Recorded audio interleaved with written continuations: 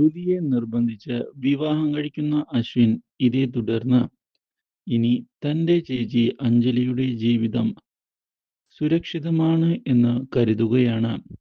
പക്ഷേ ഇതേ സമയം ശ്രുതിയെ കാണുന്നതിനായി എത്തുന്ന ശ്യാം ശ്രുതി ഈ വിവാഹത്തിന് പൂർണ്ണ സമ്മതത്തോടെ അല്ല തയ്യാറായത് എന്നുള്ള കാര്യം തനിക്ക് അറിയാമെന്നും അതുകൊണ്ട് തന്നെ ശ്രുതി അശ്വിനെ ഉപേക്ഷിക്കുകയാണ് വേണ്ടത് എന്ന് നിർദ്ദേശിക്കുകയും ചെയ്യുന്നു.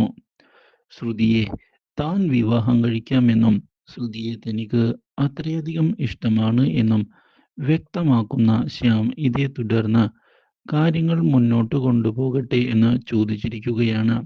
പക്ഷേ ഇത് കേൾക്കുന്ന ശ്രുതി തനിക്ക് വെറുപ്പ് മാത്രമാണ് ഇപ്പോൾ ശ്യാമിനോട് ഉള്ളത് എന്ന് അറിയിക്കുകയും അഞ്ജലിയെ പോലെയുള്ള ഒരു നല്ല സ്ത്രീയെ എങ്ങനെയാണ് ഇങ്ങനെ കബളിപ്പിക്കാൻ സാധിക്കുന്നത് എന്ന് ചോദിക്കുകയും ചെയ്തിരിക്കുകയാണ്.